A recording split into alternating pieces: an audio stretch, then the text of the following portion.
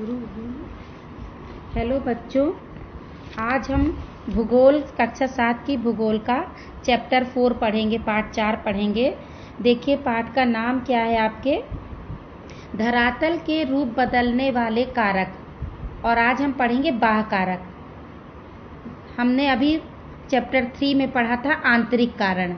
जो भी हमको धरातल पे ऊंचा नीचा दिखता है तो हम लोगों को पता चला कि उसके दो कारण बताया गया ना, एक बाह्य कारक, कारक मतलब होता है कारण, और एक आंतरिक कारण। इन्हीं दो कारणों के कारण हमारी पृथ्वी में विभिन्न प्रकार की आकृतियां बनती हैं। तो आज हम आंतरिक कारक हमने पढ़ चुका था, अब आज हम पढ़ेंगे बाह्य कारक के बारे में। ये हम सब जान चुके हैं ना। हम जानते हैं कि पृथ्वी के धरातल पर परिवर्तन लाने में दो प्रकार के बल कार्य करते हैं, ठीक है। एक बल धरातल के अंदर कार्य करता है जिसे आंतरिक बल कहते हैं, और दूसरा बल धरातल के ऊपरी भाग में कार्य करता है जिसे हम क्या कहते हैं, बाह्य बल। तो अब आपसे क्वेश्चन किया जा सकता है कि बाह्य बल क्या है। तो बाह्य बल वो बल है जो धरातल के ऊपरी भाग में कार्य करता है। जो अंदर कार्य करता है वो आंतरिक बल, और जो बाहर काम करता है, धरातल के ऊपर काम करता है, वो बाह्य बल कहलाता है, ठीक है। तो भूपटल पर मतलब पृथ्वी पर इन्हीं दोनों शक्तियों के कारण ही परिवर्तन होता है।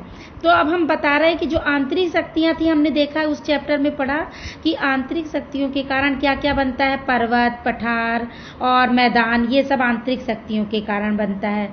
और बाह्य शक्तियां क्या है, जैसे बहता हुआ जल, नदियां, हिमानी, पवन, समुद्र की लहरें, ये सब क्या है, बाह्य शक्तियां हैं। बाहरी ताकत लगती है जिससे हमारी पृथ्वी की धरातलीय संरचनाओं को ये काट छाट कर समतल बनाती हैं। तो आज हम इन्हीं बाह्य शक्तियों के बारे में पढ़ेंगे। यहाँ आपको एक बात ये समझ लेना चाहिए कि ये जो पृथ्वी की बाह्य शक्तियां हैं, जो भूपटल पर यानी पृथ्वी की धरातल पर तोड़ फोड़ करती हैं और टूटे हुए जो टुकड़े होते हैं उनको बहाकर भी ले जाती हैं, एक स्थान से दूसरे स्थान पर इकट्ठा करती हैं। तो इस क्रिया को कहते हैं अनाच्छादन। लेकिन ये अनाच्छादन की जो क्रिया होती है जिसमें तोड़ फोड़ भी होता है और बहा करके उसको दूसरे जगह ले जा करके इकट्ठा भी करना होता है, इस अनाच्छादन के अंतर्गत तीन चीजें आती हैं। कौन कौन सी, अपक्षय, अपर्दन और निक्षेपण। मतलब इन तीनों चीजों के द्वारा ही अपक्षय, अपर्दन और निक्षेपण तीनों क्रियाओं को सम्मिलित किया जाएगा, तभी अनाच्छादन होगा, ठीक है। तो इनके द्वारा ऊंचे भाग को अपक्षय और अपर्दन क्या करते हैं, समतल बना देते हैं। और निक्षेपण क्या करता है, निचले भागों में उसमें जो जमा हो जाता है मलबा, उससे ऊंचा टीला बन जाता है, तो वो ऊंचा कर देता है। तो आज हम अपक्षय, अपर्दन और निक्षेपण को अच्छे से समझेंगे। ये शब्द थोड़े से कठिन है, हमको अपक्षय और अपर्दन एक साथ सुनने में क्या लगता है, एक से शब्द लगते हैं, तो हम भूल जाते हैं कि अपक्षय क्या है और अपर्दन। इसलिए हमको इन दोनों शब्दों को ज्यादा अच्छे से पढ़ना, फिर निक्षेपण को समझना है। तो आइए हम समझते हैं अपक्षय को। तो अपक्षय क्या है, ऋतु और मौसम के प्रभाव द्वारा चट्टानें धीरे धीरे अपने स्थान पर छोटे छोटे टुकड़ों में टूटती फूटती रहती हैं। चट्टानों के अपने स्थान पर टूटने फूटने की क्रिया को अपक्षय कहते हैं। देखिए, टूटना फूटना अपक्षय में भी होगा और अपर्दन में भी होगा, ठीक है, दोनों में ये चीज होगी। लेकिन अपक्षय में क्या होगा, टूटना फूटना उसी जगह पर होगा, चट्टानों के अपने स्थान पर ही। कोई चट्टान है और कहीं से उसका एक टुकड़ा टूट गया, गिर गया, हवा के कारण भी गिर सकता है, वर्षा के कारण भी गिर सकता है, हिमानी के कारण भी गिर सकता है, ताप के कारण भी गिर सकता है। किसी भी कारण से उसी जगह पर चट्टान का कोई टुकड़ा टूट फूट सकता है। तो उस क्रिया को हम क्या कहते हैं, अपक्षय। यानी अपक्षय को आपको अच्छे से याद रखना चाहिए कि अपक्षय में क्या होता है, उसी स्थान पर चट्टानों के अपने ही स्थान पर टूटने फूटने की क्रिया को हम क्या कहते हैं, अपक्षय। आपसे प्रश्न पूछा जा सकता है कि अपक्षय क्या है, तो जब अपने स्थान पर टूटती हैं तो उसे अपक्षय कहते हैं। और तो अपर्दन क्या है, अपर्दन में भी टूटना फूटना होता है, लेकिन टूटने फूटने के संग वो वायु, पानी, हवा तोड़ के उस चट्टान को उसको अपने संग बहा ले जाती है, दूसरे स्थान पर ले जाती है, तो उसको अपर्दन कहते हैं। ठीक है, अभी हम आपको समझाते हैं। अब यहाँ पर अपक्षय को आप समझ लीजिए कि चट्टानों के अपने स्थान पर टूटने फूटने की क्रिया को अपक्षय कहा जाता है। इसमें टूटे हुए टुकड़ों को एक स्थान से दूसरे स्थान पर नहीं ले जाया जाता। ठीक है, अपक्षय के कार्य में ताप यानी गर्मी, वर्षा का जल, पाला भी पड़ता है, ठंडी, वनस्पति, जीव जंतु तथा मानव का हाथ रहता है। यह मुख्य रूप से 3 प्रकार का होता है, भौतिक, रासायनिक और जैविक। ठीक है, मतलब अपक्षय होने पर कई चीज़ों का प्रभाव पड़ता है। ये देखिए, आप चित्र से आप अच्छे से समझ सकते हैं कि ये देखिए ताप के कारण धीरे धीरे दरारें पड़ती जा रही हैं, ये टूटती जा रही है। दरार पड़ गई, यहाँ की कमज़ोर हो गई, टूट करके हवा आई तेज, बहुत तेज हवा चली, बहुत तेज पानी एकदम से गिरता है। पाले से ये चट्टानें क्या होती, ठंडी हो जाती हैं, फिर ताप से गर्म हो गई तो क्रैक हो जाती, कमज़ोर हो जाती हैं, और ऐसे से धीरे धीरे देखिए टूटती जाती हैं। इधर देखिए, ये बीच में दरार पड़ जाती है, इसमें पानी भर जाता है। पानी भर के ये अंदर की जो मटेरियल होता है पानी, उसको भी अपने संग बहा ले जाता है, तो यहाँ खोखली हो जाती हैं, इनमें सुरंगें बन जाती हैं, गुफा बन जाती हैं। ये देखिए, इसको देखिए, यहाँ पर भी ये टूट रही है। तो इस तरह अपने स्थान पर जब चट्टान टूटती है तो हम उसको क्या कहते हैं, अपक्षय। ठीक है, अब हम आते हैं अपक्षय कहते हैं। अपक्षय को आपने समझ लिया। अब अपक्षय के बाद ये अपक्षय जो है 3 तरह का होता है। किस किस तरह का, भौतिक अपक्षय, रासायनिक अपक्षय और एक और होता है जैविक अपक्षय। अपक्षय 3 तरह से होता है। अब भौतिक अपक्षय क्या है, इसको आपको समझना पड़ेगा। चट्टानें दिन में सूर्य की गर्मी से क्या हो जाती हैं, गर्म हो जाती हैं। ठीक है, ये भौतिक अपक्षय है आपका, इसको हम पढ़ना है। तो चट्टानें जब दिन में सूर्य की गर्मी से गर्म होकर फैल जाती हैं, और रात में जब तापमान कम हो जाता है तो वो सिकुड़ जाती हैं। अब एकदम से कोई चीज़ फैलेगी सिकुड़ेगी तो कमज़ोर तो पड़ी जाएगी। हम ही किसी चीज़ को खींचते हैं, फिर सिकोड़ते हैं, खींचते हैं, तो वो चीज़ कमज़ोर हो जाती है ना। कपड़े को ही खूब खींचेंगे तो वहाँ से फटने लगेगा कि नहीं। तो उसी तरह से तो जब ये सूर्य के ताप में हमारी जो वो होती हैं चट्टानें होती हैं वो फैल जाती हैं, और रात के तापमान में वो क्या हो जाती हैं, सिकुड़ जाती हैं। इससे चट्टानें धीरे धीरे क्या होती हैं, कमज़ोर पड़ने लगती हैं और टूट जाती हैं। जैसे आप देखिए जलती हुई लालटेन का शीशा, अगर लालटेन जल रही है बहुत देर से और उस शीशे पर आप ऊपर से अगर पानी के छींटे डाल दे तो वो शीशा चचक जाएगा। क्यों, कमज़ोर हो जाएगा, क्योंकि गर्मी के कारण तो वो कांच का क्या हो गया था, फैल गया था, और ऊपर से आपने पानी डाल दिया तो वो एकदम से सिकुड़ गया, तो इसकी वजह से वो चटक जाता है। तो इसी तरह हमारी चट्टानें भी चटक जाती हैं और कमज़ोर पड़ कर के टूट जाती हैं। इससे चट्टानें छोटे छोटे कणों में टूटकर बिखरने लगती हैं। हवा भी अपने प्रभाव से चट्टानों को, जब बहुत तेज आंधी तूफान चलती है तो उससे चट्टानें क्या होती हैं, हमारी टूट फूट जाती हैं। चट्टानों के इस प्रकार के टूटने को हम कहते हैं भौतिक अपक्षय। मतलब सूर्य की गर्मी, ताप, इन सब से जब वो उसमें खराबी आती है, वो टूटती हैं, तो इसको हम क्या कहते हैं, भौतिक अपक्षय। अब आते हैं हम, दूसरा है रासायनिक अपक्षय। ठीक है, हम किसको पढ़ रहे हैं, रासायनिक अपक्षय। इसको समझिए कि चट्टानों में अनेक प्रकार के खनिज भरे रहते हैं। ये हमने आपको बताया था ना, जैसे अग्नेय चट्टान बनती है तो जब अंदर से मैग्मा निकलता है, लावा निकलता है, तो उसमें खूब सारे खनिज पदार्थ रहते हैं, उससे अग्नेय चट्टान बनी। तो हर चट्टान में खनिज पदार्थों का, खनिजों का क्या होता है, मिश्रण। तो चट्टानों में अनेक प्रकार के खनिजों का सम्मिश्रण पाया जाता है। पानी के संपर्क में इन तत्वों में परिवर्तन हो जाता है। जब वो पानी के संपर्क में आते हैं खनिज लवण, तो जैसे लोहा है मान लीजिए, तो वो लोहा में जब ज़्यादा देर हम लोहे को पानी में बाहर पड़ा रहता है तो उसमें क्या लग जाती है, जंग लग जाती है, तो उसमें परिवर्तन हो जाता है ना। तो इस तरह के परिवर्तन को हम क्या कहते हैं, रासायनिक परिवर्तन। तो ये खनिज, चट्टान में भी लोहा है, खनिज पदार्थ है, तो अगर मान लीजिए पानी थोड़ा सा चला गया, लोहा वहाँ का खराब हो गया, तो वहाँ दरार पड़ गई कि नहीं। तो इस सब से, इस परिवर्तन से चट्टान के बंधन जो हैं वो ढीले पड़ जाते हैं, और रासायनिक प्रक्रिया से चट्टानें क्या होने लगती हैं, टूटने लगती हैं। इस प्रक्रिया को हम क्या कहते हैं, रासायनिक अपक्षय। जैसे देखिए उदाहरण से आप समझिए, वर्षा ऋतु में लोहे में जंग लग जाता है ना, बाद में जंग लोहे की परत को ढीला करके अलग कर देता है। अब हम समझते हैं जैविक। है ना। जैविक अपक्षय, तीसरा है हमारा जैविक अपक्षय। पृथ्वी पर रहने वाले जीव जंतु तथा मानव की विभिन्न प्रक्रियाओं द्वारा भी चट्टानें कमजोर होती हैं।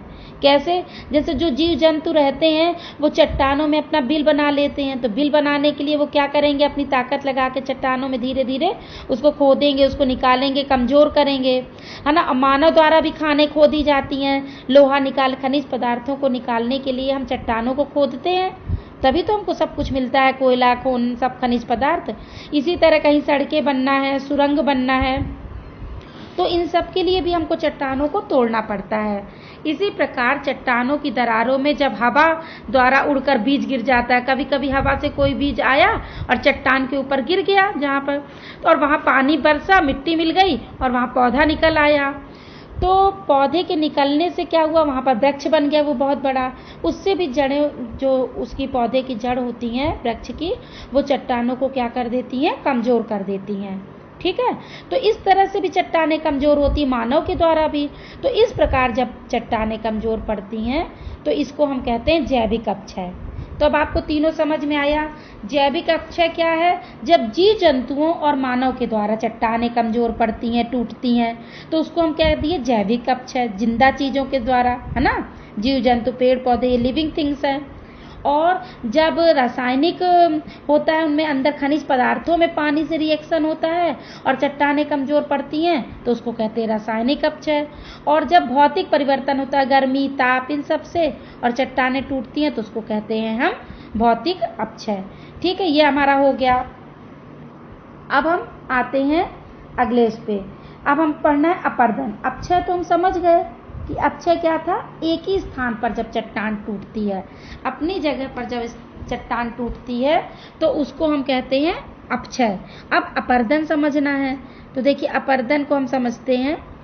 अपरदन क्या है? जब प्रवाहित जल, पवन, समुद्री लहरें, हिमानी आदि शक्तियों द्वारा चट्टानों में तोड़फोड़ करती हैं तथा परिवहन द्वारा, परिवहन माना चलने के द्वारा, उन्हें दूसरी जगह ले जाती हैं, तो इस क्रिया को अपरदन कहते हैं। इसमें कटाव और बहाव की प्रक्रिया को शामिल किया जाता है। अब देखिए क्या अंतर है अपरदन और अपक्षय में। अपक्षय में भी चट्टानें टूट रही थीं, लेकिन वो उसी जगह पर टूट रही थीं। और अपरदन में क्या हो रहा है, चूंकि ये बहता हुआ जल, हवा, समुद्र की लहरें जो आती हैं, हिमानी यानी बर्फ का टुकड़ा गिर जाना, बहुत सारा बर्फ नीचे आ जाना, एकदम से खिसक जाना पहाड़ का, तो ग्लेशियर का, तो ये सब क्या करती हैं कि चट्टानों को तोड़ती तो हैं, लेकिन तोड़ने के साथ इनमें इतना वेग होता है, इतना इनमें बहाव होता है कि ये अपने साथ उस टुकड़े को बहा करके भी ले जाती हैं परिवहन के तौर, और बहा कर ले जाकर दूसरी जगह ले जाती हैं। जितना, जब तक उनका वेग रहता है तब तक तो वो सामान को बहा ले गई। उसके बाद क्या किया, जहाँ पर उनका वेग धीमा हो गया, वो सामान, वही वो मलबा, वो टुकड़ा वहीं पर छूट जाता है, मतलब वहीं पर फिर बहा के लेके आई, फिर वहाँ पर तो परतदार परदन समझ लीजिए इससे कि इसमें परत जमा होने लगती है, यानी कि वो फिर बहा के लाएंगी और हो सकता है उसी जगह पर ही छोड़ दें फिर से उस चट्टान के टुकड़े को, तो उस जगह पर एक दूसरी चट्टान खड़ी हो जाए या उस जगह की चट्टान हट जाए और कहीं चली जाए। तो सिर्फ एक मेन अंतर यही है अपक्षय और अपरदन में कि अपक्षय क्या होता है, उसमें चट्टानें दोनों में टूटती हैं, अपक्षय में भी टूटती हैं और अपरदन में भी टूटती हैं।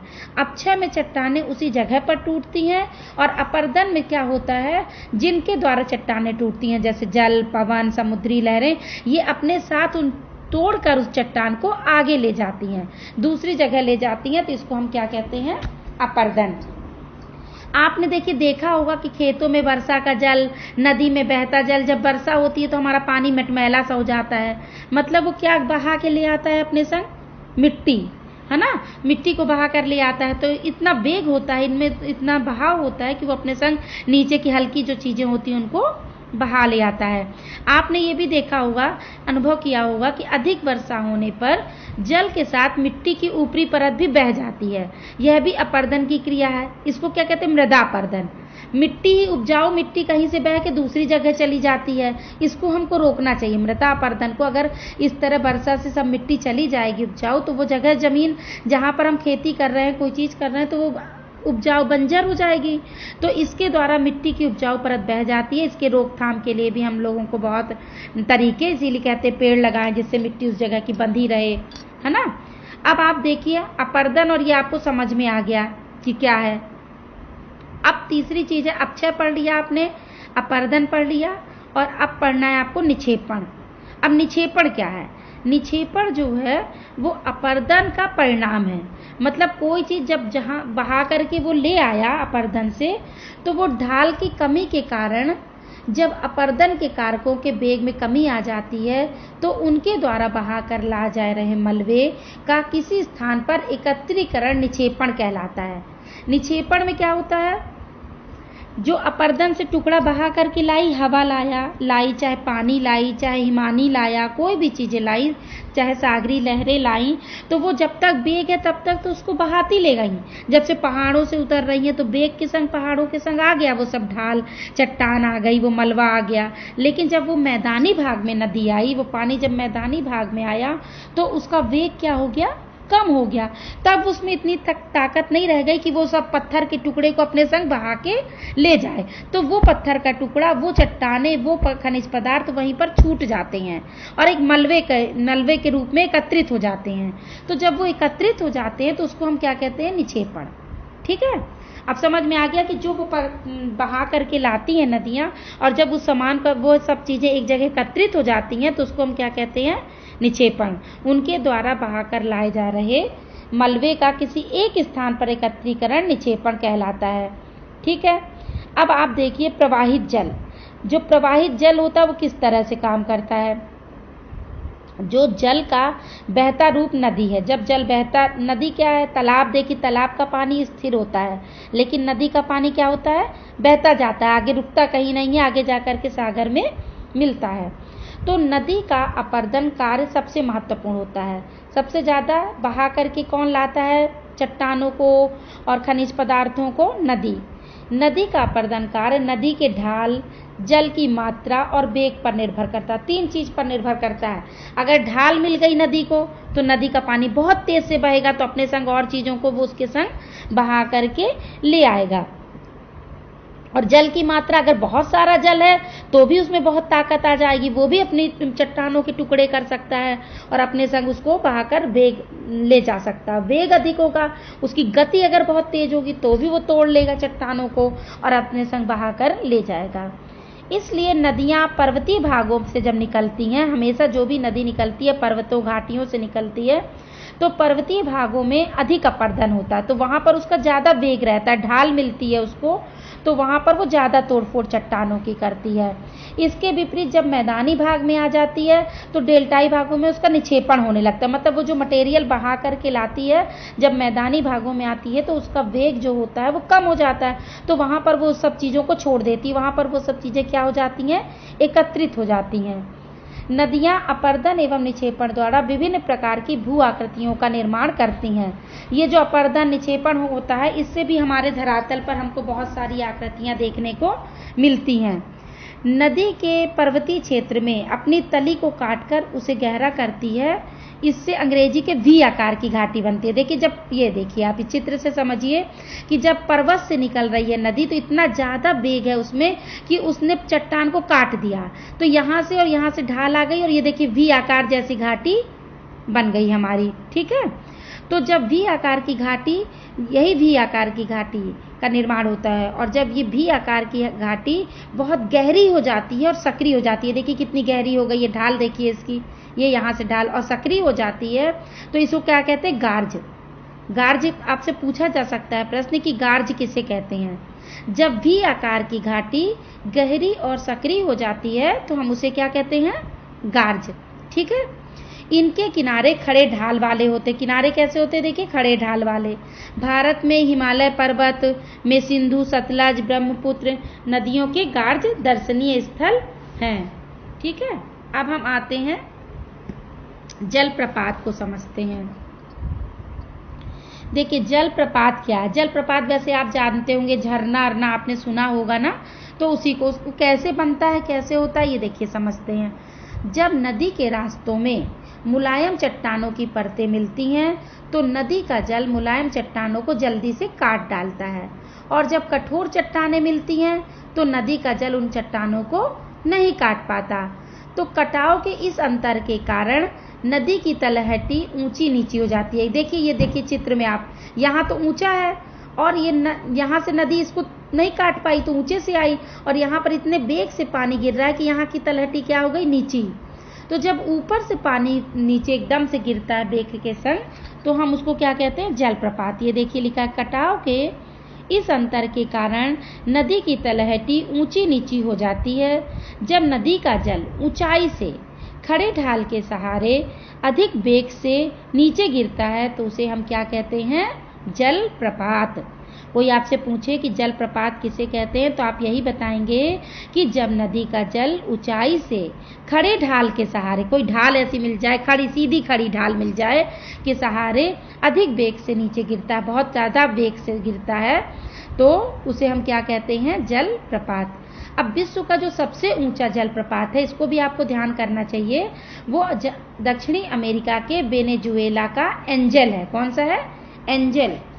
एंजल जो जलप्रपात है वो विश्व का सबसे ऊंचा जलप्रपात है। कहाँ पर है ये, दक्षिणी अमेरिका के वेनेजुएला पे। ये क्वेश्चन आपसे पूछा जा सकता है, ठीक है। इस तरह से हम देखिए, अब आ गए हम यहाँ पर कि ये नदियाँ जब मैदान में आती हैं, ये नदियाँ जब अभी पर्वत में आती हैं तो भी आकार की घाटी बनाती हैं, यू आकार की घाटी बनाती हैं, और वो जलप्रपात बनाती हैं जब पहाड़ों से आती हैं। और अब जब यही नदियाँ मैदानों में आती हैं तब क्या होता है, ये हम समझते हैं। तो पर्वतीय भाग से जब नदी नीचे मैदानों में उतरती है तो उसकी गति जो होती है, मैदानों में ढाल कम होती है, मैदान तो प्लेन होता है, तो ढाल कम होने के कारण धीमी पड़ जाती है।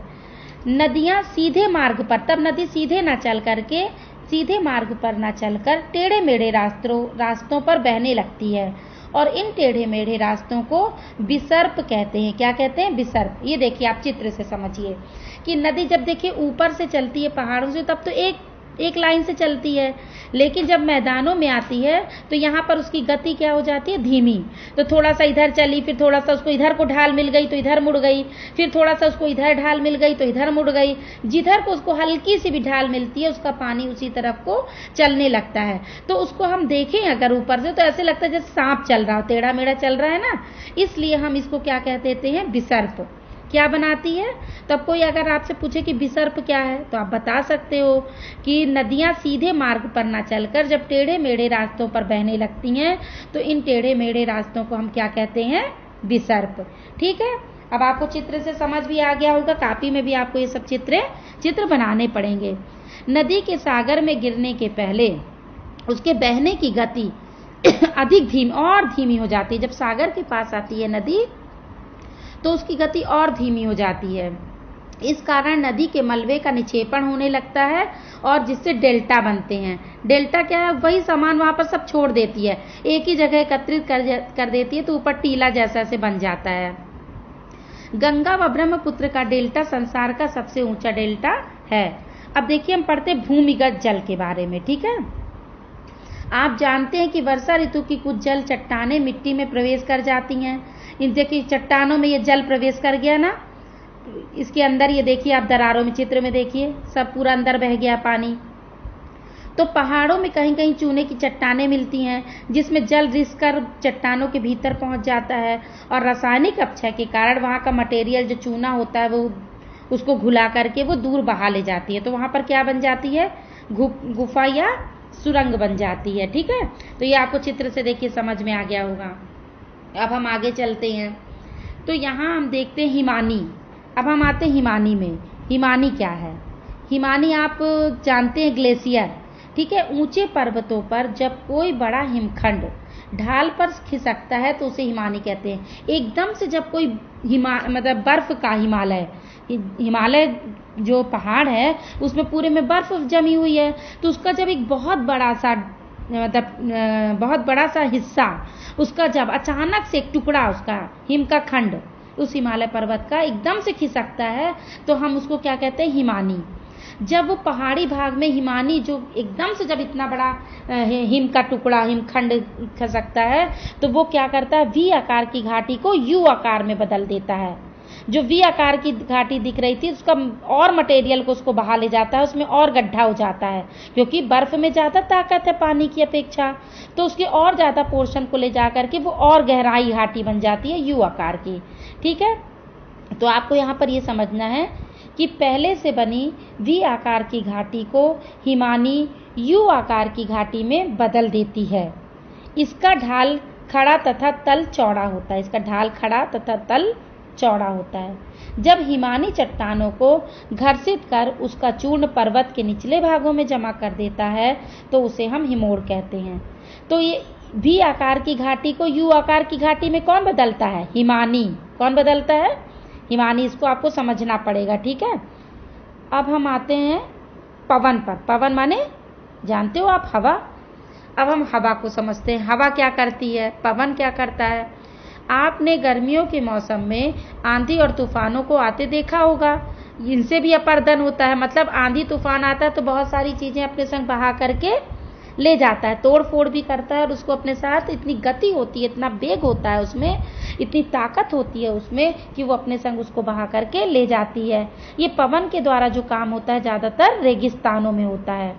हवा एक स्थान से रेत को उड़ाकर अपने साथ ले जाती है। जब यह चट्टानों से टकराती है तो धूल के कण चट्टानों पर टकराकर उन्हें कुदेरते हैं, जिससे अपर्दन की क्रिया होती है। तो मरुस्थलीय क्षेत्रों में इस प्रकार के अपर्दन अधिक होते हैं। ठीक है, देखिए ये मरुस्थलीय क्षेत्र पर देखिए इस तरह से बन जाता है ये टीला, इसको कहते हैं बालू का स्तूप। बालू का स्तूप जैसा नुकीला बन गया, बालू आई उड़ के एक जगह से उड़ी और एक जगह इकट्ठी हो गई, फिर दोबारा हवा चली, फिर उड़ के आई, यहाँ पर इकट्ठी हो गई। इस तरह इकट्ठी होते होते एक जगह एकत्रित होते होते ये टीला जैसा बन जाता है। तो इसको हम क्या कहते हैं, बालू का स्तूप कहते हैं। ठीक है, अब हम आगे चलते हैं, देखते हैं कि क्या होता है। ये देखिए कहीं कहीं तो ये बालू का स्तूप जो है छत्रक शिला बन जाता है। छाता होता है ना जैसे हमारा, उस तरह बन जाता है। ये कैसे बनता है, इतनी तेज पवन आती है तो जो उसके वायु के हल्के कण होते हैं वो ऊपर तक जम जाते हैं, एक चट्टान की तरह बन जाते हैं। और जो भारी जब दोबारा फिर आती है हवा आई तो जो भारी यहाँ के चट्टान है इन सबको इनको और नीचे के ले गई, झरा ले गई। यहाँ के चट्टान फिर चली गई, यहाँ की टूट गई, लेकिन ऊपर का हिस्सा नहीं टूटा। तो ये देखने में एक छाता जैसा लगने लगती है। ये शिला क्या कहलाती है, छत्रक शिला। इसको हम कहते हैं छत्रक शिला। ठीक है, पवन द्वारा उड़ाए गए बालू के कणों द्वारा अपर्दन का कार्य धरातल से कुछ मीटर ऊंचाई तक अधिक होता है। इस प्रक्रिया में पवन निचले भाग को तो घिस देती है, परंतु उसका ऊपरी भाग छतरी के आकार का हो जाता है, जिसे क्या कहते हैं, छत्रक। ठीक है, अब हम आते हैं समुद्री लहरें। समुद्री लहरों से भी जानते हैं कि क्या क्या होता है। आपने देखा होगा कि आपके गांव के तालाबों में जब पशु स्नान करते हैं, बाहर निकलते हैं, पानी की लहरों के किनारे टकराती है, या समुद्र के किनारे आती है ना लहर, और टकरा के अपने संग मिट्टी बहा कर ले जाती है ना, और या तो कोई चीज़ ला करके वहाँ छोड़ भी देती है। इसी प्रकार समुद्र की लहरें भी समुद्र तटों पर टकराती हैं और तटों पर जमा मलबा, वहाँ से जो बहा करके लाती है वो मलबा इकट्ठा होता जाता है और अपने साथ मलबा बहाकर ले भी जाती हैं और ले भी आती हैं। तो कभी कभी वह इस पदार्थों को थोड़ी दूर पर जमा करती आती है। एक जगह ऐसी होती है जहाँ पर जमा ही होता जाता है, वो बह नहीं पाता, वो सूख जाता है, उस पर दोबारा सामान आया, दोबारा मलबा आया, वो भी उसके ऊपर जम गया, फिर दोबारा लहर आई, फिर जम गई। ऐसे आते आते वो क्या होता है, एक तट टाइप का बन जाता है। लहरों द्वारा कटाव में से खड़े कगार और जमाव से समुद्र तटों का निर्माण होता है। तो ऐसे तटों को हम क्या कहते हैं, जो समुद्र की तलहटी पे बन जाते हैं, पुलिन। क्या कहते हैं इनको, पुलिन। आपको ये जानना होगा, जो भारत में मुंबई का जुहू बीच है और मरीना बीच है, ये पुलिन के उदाहरण है। किसके उदाहरण है, पुलिन। जुहू बीच और मरीना बीच ये मलबा से तट बन गए हैं। जुहू बीच बना है जो, और मरीना बीच, ये समुद्र की लहरें जब मलबा लाती रही हर बार बहा बहा के, वही का जमा होते होते वो एक तट की तरह बन गया है। इस तरह आप देखिए ये भी कि समुद्र की लहरों के तट पर बार बार टकराने से तट का निचला भाग कट जाता है, लेकिन तट का ऊपरी भाग खड़ा रह जाता है। यह समुद्र की ओर झुक जाता है, जिसे हम भृगु कहते हैं। इस तरह से आपका देखिए ये चैप्टर पूरा